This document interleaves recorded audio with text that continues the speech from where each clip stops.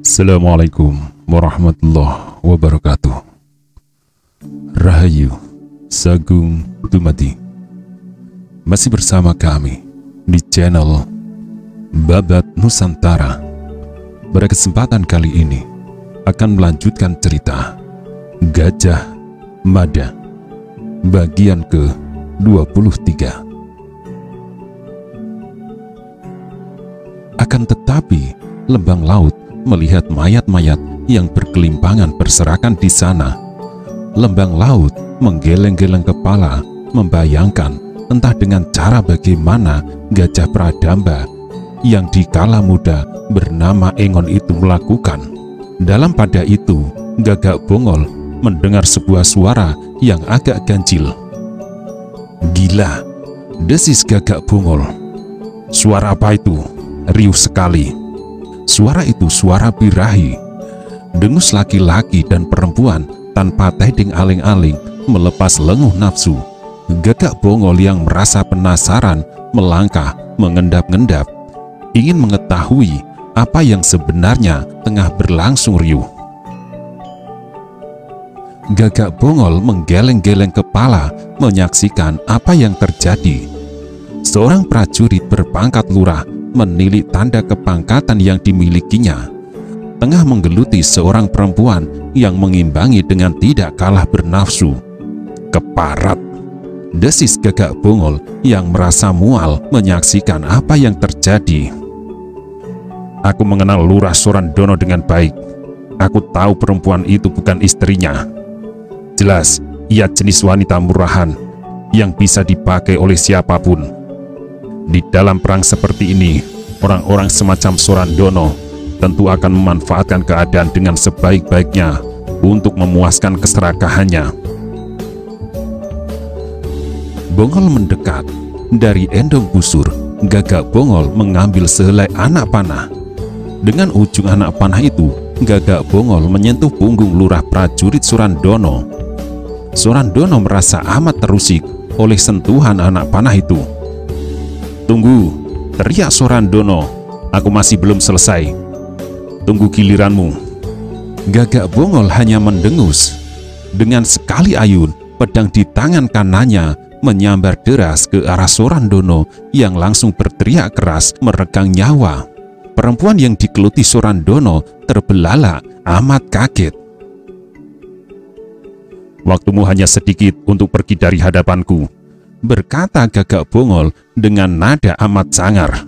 "Cepat kau pergi, atau kau memilih mati menyusul laki-laki ini." Dengan gugup wanita itu menyambar pakaiannya, menutupi tubuhnya ala kadarnya, lari tunggang langgang meninggalkan tempat itu. Begitu gugup wanita itu sampai harus jatuh bangun saat melintasi pintu. Gagak Bongol menyiapkan sehelai pisau terbang ketika pintu berderit. Ternyata Pradamba dan Lembang Laut muncul dari pintu itu. "Bagaimana?"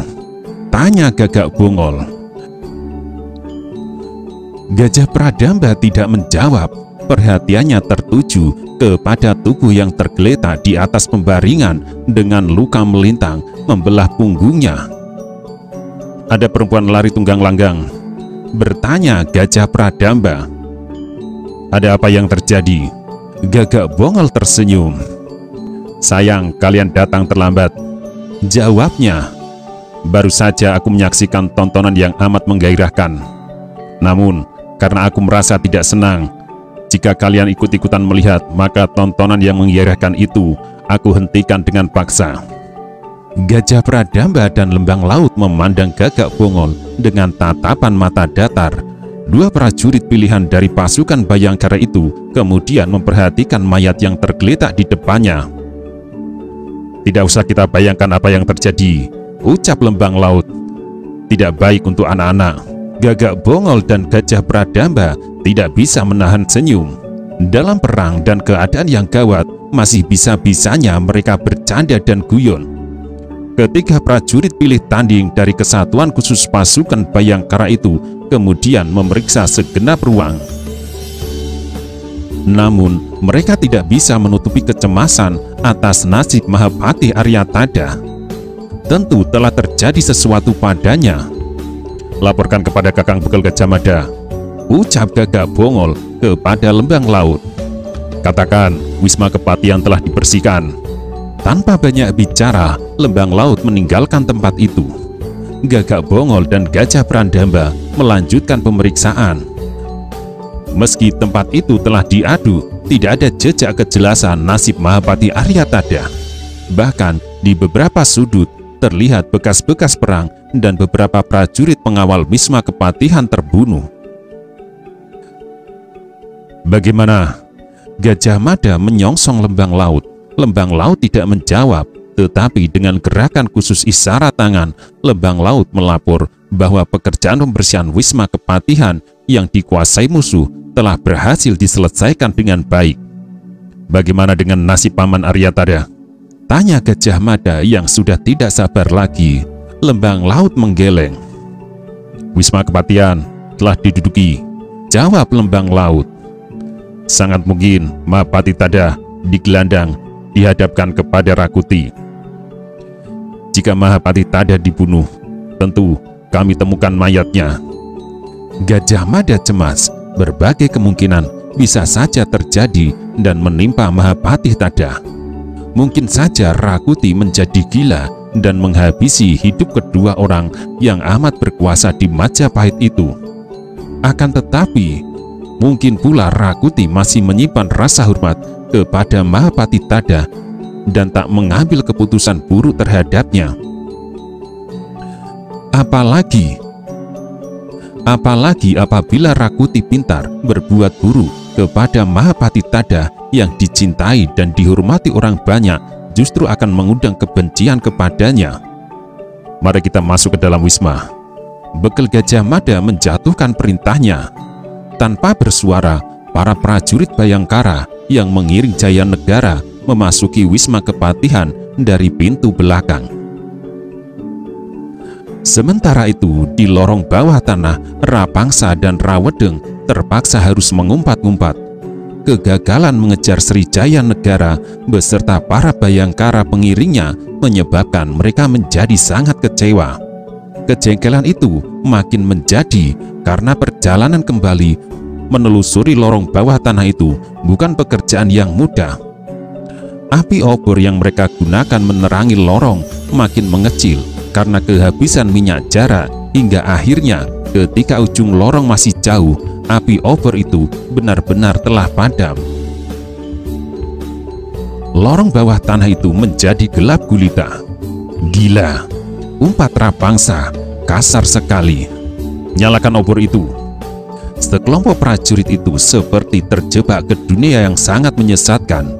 Bahkan untuk memandang telapak tangan sendiri pada jarak yang amat dekat, mereka tidak mampu melakukan. Ketika semua orang merasa menjadi buta dan tidak tahu apapun, gelap hitam menjelma menjadi kekuatan luar biasa yang mampu mengundang kepanikan. Bahkan ketakutan seolah di dalam gelap malam bersembunyi tangan-tangan berkuku panjang dan tajam yang siap mencabi-cabi dan mencekram mereka. Rapangsa, Rawedeng hanya bisa mengumpat-ngumpat amat kasar.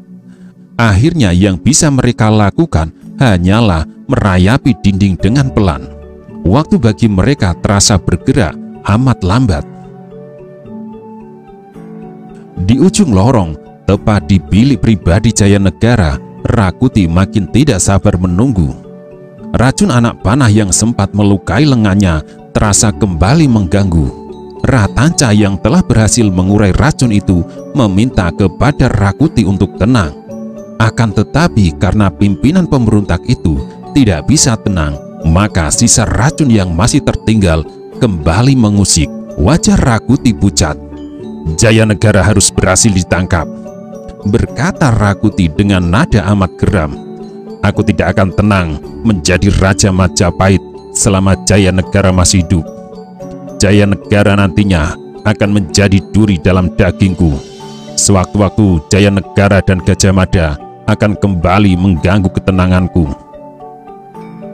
Dengan tatapan datar tetapi syarat teka-teki, Ratanca menatap wajah Rakuti. Tidak ada gunanya semua yang kau peroleh ini jika akhirnya kau harus mati, Rakuti. Rakuti kaget oleh ucapan itu. Dipandanginya Ratanca dengan tatapan mata tak berkedip. Apa maksud ucapanmu? Rakuti bertanya sambil mencuatkan alis. Jangan kau abaikan peringatanku, jawab Ratanca. Jika kau tidak mau menenangkan diri dan banyak bergerak, maka sisa racun itu selemah apapun akan menjadi sumber kesulitan bagimu. Sebagian darahmu yang membeku akan menyumbat pembuluh-pembuluh darah yang menghentikan detak jantungmu. Kalau sudah demikian, kau bisa berbuat apa? Rakuti memandang Ratanca dengan sangat tidak senang. Akan tetapi Rakuti memang tidak bisa menolak kenyataan bahwa detak jantungnya bagi dipacu lebih kencang. Bahkan matanya agak berkunang-kunang. Rakuti segera duduk di sudut pembaringan yang biasanya digunakan oleh Jaya Negara. Betapa empu alas tempat tidur itu memancing keinginan Rakuti untuk mengelus-ngelusnya. Rakuti bahkan segera membaringkan diri dan memejamkan mata. Mulut pimpinan pemberontak itu menyunggingkan sebuah senyum, gambaran kepuasan hatinya yang tiada terkira karena telah berhasil menjungkalkan Srijaya Negara dari singgah sana. Apa yang selama ini dipendam dalam hati dan selalu menjadi angan-angan telah menjelma menjadi kenyataan. Namun hanya sejenak Rakuti mengumbar angan-angan karena dari lubang di mana pintu lorong ke bawah tanah itu berada terdengar suara riuh rendah. Rapangsa dan Rawedeng dengan nafas tersengal-sengal keluar dari lubang itu, disusul oleh beberapa prajurit yang semula mengiring mereka. Wajah mereka hitam dan kotor. Mana Jaya Negara? Rakuti tidak sabar. Kalian berhasil menangkap? Pangsa dan Wedeng belum bisa menjawab. Mereka sibuk dengan dirinya sendiri yang tersengal, berusaha mengisi paru-parunya dengan udara yang masih segar. Rakuti tidak sabar. Bagaimana? Kalian berhasil? Rapangsa dan Rawedeng saling memandang. Rapangsa kembali menghadapkan wajahnya kepada Rakuti dan menggeleng-geleng. Makin merah padam wajah Rakuti memperoleh jawaban itu. Jadi, kalian tidak berhasil menangkap Jaya Negara? Teriak Rakuti, suaranya pecah. Serasa akan lepas mata pimpinan Wenehsuka itu, Rakuti sampai tak bisa berbicara lagi. Dengan beringas, Rakuti mencengkram pakaian yang dikenakan Rapangsa. Tangan kanannya siap mengayun. Namun Rapangsa tidak mau diperlakukan seperti itu. Rapangsa berontak melepaskan diri. Rakuti menggigil. Keparat. Rakuti benar-benar kecewa. Keinginannya untuk mempermalukan Jaya Negara sedemikian menggebu. Rakuti sudah menyusun rencana akan menggelandang Jaya Negara dan Gajah Mada ke alun-alun halaman istana dan mewajibkan setiap orang yang lewat untuk meludahinya. Agaknya angan-angan itu sulit untuk menjadi kenyataan. Sebenarnya apa yang telah terjadi? Ratanca memecah keheningan. Rapangsa menoleh kepada Tanca. Ujung lorong disumbat dengan batu, sehingga kami tidak berhasil menyusul mereka. Di ujung lorong kami temukan Panji Sabrang mati dengan luka di dada. Gajah Mada telah mengetahui penyusupan Panji Sabrang di antara mereka. Bangsa menjawab. Sedikit berubah raut wajah Rakuti mendengar kematian Panji Sabrang. Semula Rakuti berharap telik sandi yang disusupkan di antara pasukan Bayangkara itu akan memberikan jejak-jejak yang bisa dilacak. Namun ternyata Panji Sabrang telah mati. Hanya Panji Sabrang? Desak Rakuti. Ya, jawab Pangsa tegas. Kalian tak berhasil mengetahui di mana ujung lorong bawah tanah itu? Lanjut Rakuti. Rapangsa menggeleng tegas. Rakuti mundar-mandir sambil menyuatkan alis. Sesekali tangannya mengelus-ngelus keningnya yang lebar seolah merangsang otaknya agar bisa menemukan jawaban atas teka-teki yang mengganggunya. Tembus di mana kira-kira ujung lorong ini? Rakuti bertanya pada diri sendiri. Yang jelas lorong ini pasti melintas tempat yang tidak ada paritnya. Di samping licik dan culas, pada dasarnya Rakuti memiliki otak cerdas dan pintar menghitung keadaan beserta berbagai kemungkinan. Raut wajah Rakuti seketika berubah. "Wisma Kepatihan," ucap Rakuti terlunjak. "Lorong di bawah tanah ini pasti tembus ke Wisma Kepatihan. Cepat, kerahkan prajurit sebanyak-banyaknya ke Wisma Kepatihan." Rayuyu dan Rabanya yang semula lebih banyak diam bergegas meninggalkan ruang itu, melaksanakan perintah yang diberikan oleh Rakuti. Sejenak kemudian sekelompok pasukan telah siap dan bergerak menuju Wisma Kepatihan. Rakuti benar-benar tidak ingin kecolongan. Diperintahkan pula menyebar prajurit mengamankan kota raja dan menutup tempat pintu gerbang untuk menjaga kemungkinan Jayanegara meloloskan diri dari kota raja. Dalam pada itu, di Wisma Kepatihan, Bekel Gajah Mada dan segenap prajurit Bayangkara telah memeriksa Wisma Kepatihan dengan cermat. Dari seorang abdi di sana yang dibebaskan dari ikatan dan secari kain yang digunakan menyumpal mulutnya, Gajah Mada mengetahui nasib apa yang menimpa Mahapati Tadah. Sebenarnya Arya Tadah yang tua serta sakit-sakitan itu telah digelandang, dibawa ke penjara. Gajah Mada menyapu tempat itu dengan pandangan matanya. Ada sesuatu yang harus dihitung dan dipertimbangkan menghadapi keadaan seperti itu. Gajah Mada menatap Gagak Bongol dengan lekat. "Lepas bajumu," perintah Gajah Mada. Gagak Bongol kaget. Perintah itu amat aneh. "Tuanku, silakan tuanku melepas pakaian," lanjut Gajah Mada. Bukan hanya Gagak Bongol yang kaget, tetapi juga Sri Jayanegara tidak kalah kaget. Gagak Bongol mangut-mangut karena telah menebak apa yang dikehendaki Gajah Mada. Namun justru Sri Jayanegara yang sulit menerima perintah itu. "Apa maksudmu, Gajah Mada?" Jayanegara mencuatkan alis. "Hamba tuanku," jawab Gajah Mada. "Tuanku harus melakukan penyamaran. Jika tuanku mengenakan pakaian seperti itu, siapapun akan dengan mudah mengenali tuanku. Silakan tuanku memakai pakaian milik Gagak Bongol." Jayanegara hanya bisa menghela nafas, namun sejenak kemudian Jayanegara terpaksa tersenyum. Gagak Bongol yang kemudian menjadi salah tingkah. "Ampun tuanku," Gagak Bongol berbicara, kepalanya menunduk. "Ada apa?" balas Jayanegara. "Pakaian hamba mungkin akan terasa gatal-gatal di tubuh tuanku," ucap Gagak Bongol. Bekel Gajah Mada yang jarang tersenyum terpaksa harus tersenyum mendengar ucapan itu. Sejenak kemudian segenap yang hadir tidak bisa menahan tawanya, bahkan Sri Jayanegara juga tertawa. "Pakaian gatal mungkin masih bisa kutahan," ucap Jayanegara, "tetapi entah dengan bau." Kembali semua tertawa berderai. Namun Gajah Mada segera memberi isyarat untuk diam.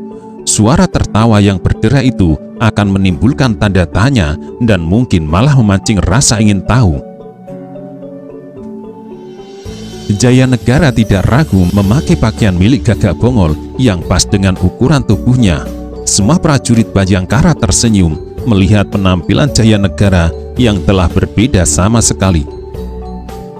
Siapapun akan mengira Jayanegara adalah bagian dari prajurit Bayangkara.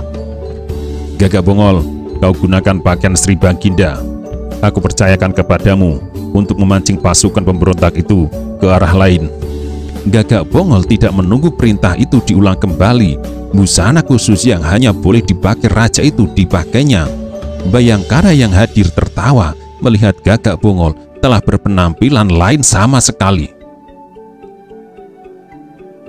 Semua yang hadir kembali tertawa, justru karena melihat Jaya Negara mendekat dan menyembah Gagak Bongol. Namun Gajah Mada segera memberi isyarat untuk diam.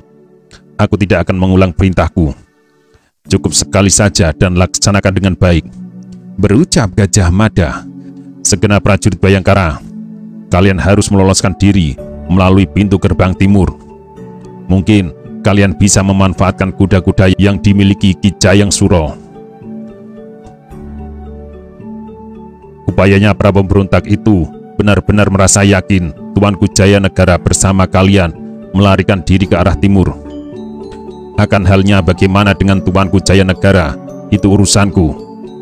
Bekel Gajah Mada menghentikan sejenak rangkaian kalimatnya. Matanya kembali menebar, menggertaki semua wajah yang hadir di hadapannya. Untuk beberapa saat, mungkin kita akan bercerai-berai. Akan tetapi, setelah itu, ku minta kalian untuk menyusulku ke Rakyat.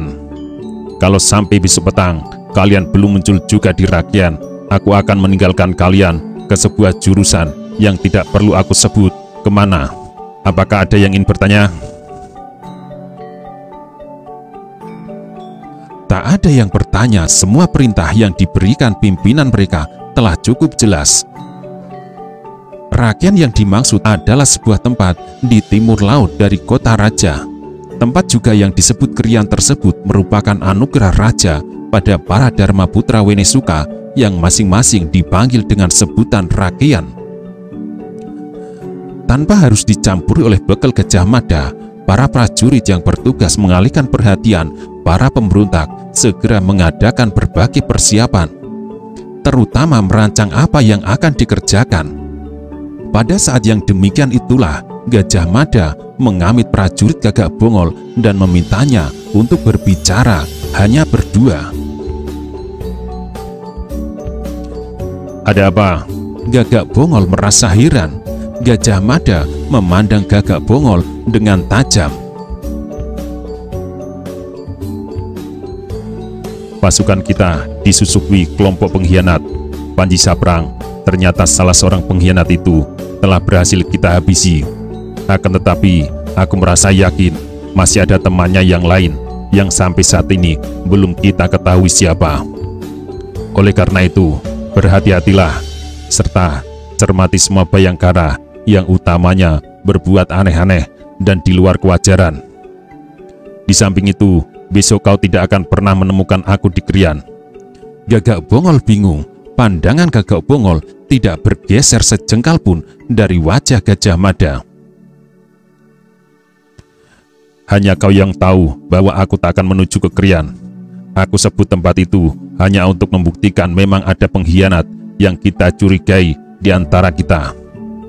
Jika Rakuti menyerbu Krian, berarti pengkhianat busuk itu benar-benar ada. Kita harus berhasil menemukan orangnya. Gagak Bongol mangut-mangut. Aku mengerti Kakang Bekel. Aku akan mengawasi mereka semua. Meski di dalam hati, aku harus merasa kecewa karena ada prajurit Bayangkara yang tidak punya malu dengan menjadi kedibal Rakuti. Gajah Mada menepuk-nepuk pundak Gagak Bongol. Gajah Mada bisa mengerti dan merasakan kekecewaan Gagak Bongol.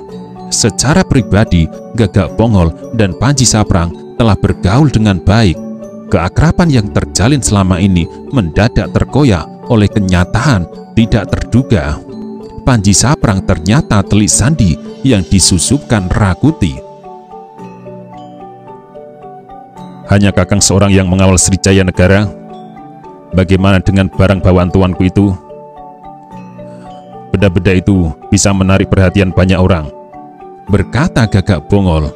Gajah Mada termangu berpikir, namun Gajah Mada menggeleng. Jangan pikirkan, aku akan mengurus. Gagak Bongol mengangguk. Selanjutnya, apa yang harus aku lakukan setelah tugasku memancing mereka akan selesai? Tambah Gagak Bongol. Kau sendiri punya gagasan? Balas bekel Gajah Mada. Gagak Bongol terdiam. Tatapan matanya yang semula tidak menampakkan gejolak tiba-tiba menjadi berkilat-kilat. Malam hari akan menjadi wilayah kekuasaanku. Aku akan menyusup kembali ke kota raja untuk membebaskan Mahapati Aryatada dan menghadirkan mimpi buruk yang akan menghantui tidur Rakuti. Jawab Gagak Bongol tegas. Gajah Mada sependapat dengan gagasan itu. Apa yang akan dilaksanakan Gagak Bongol sebenarnya sama dengan perintah yang akan diberikannya. Aku percaya kau pasti bisa melakukan, ucap Gajah Mada sambil menepuk-nepuk pundak Gagak Bongol. Setelah kau sampai di Krian, bergeraklah ke Mojo Agung. Bertamulah kepada Ki Buyut Mojo Agung. Ki Buyut akan memberi petunjuk yang harus kau kerjakan.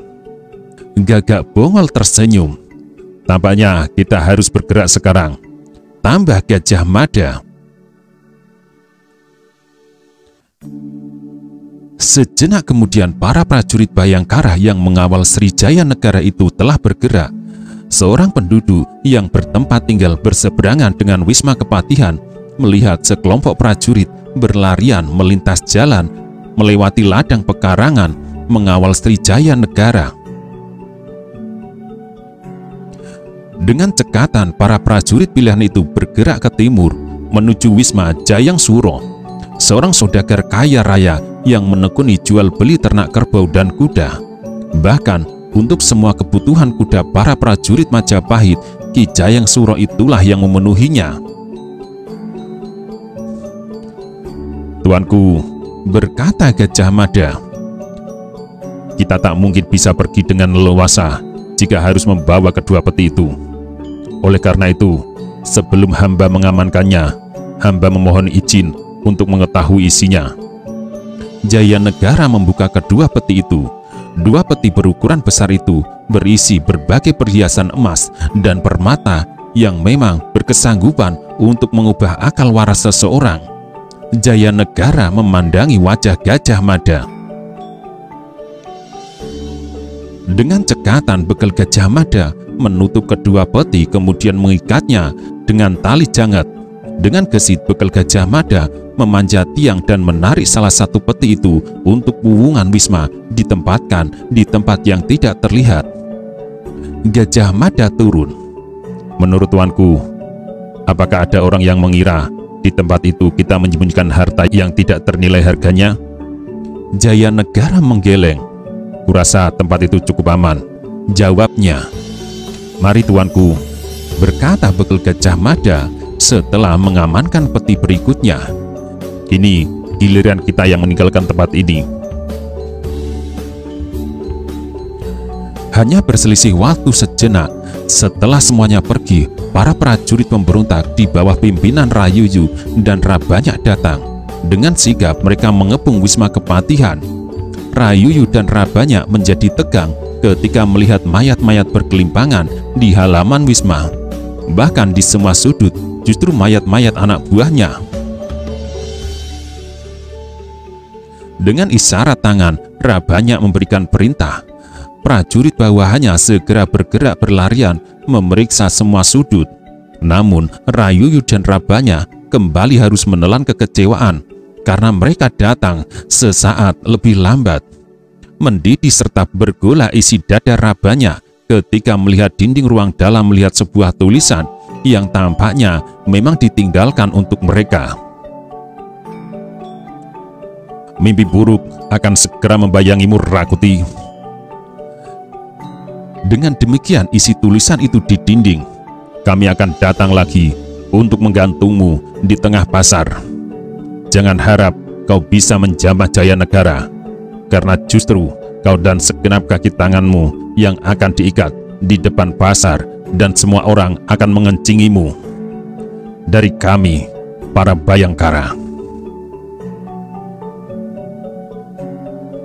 Keparat, umpat Rabanyak dan Rayuyu hampir bersamaan.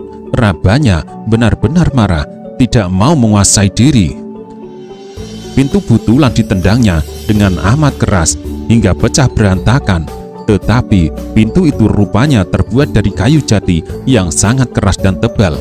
Rabanyak mengadu-ngadu kesakitan.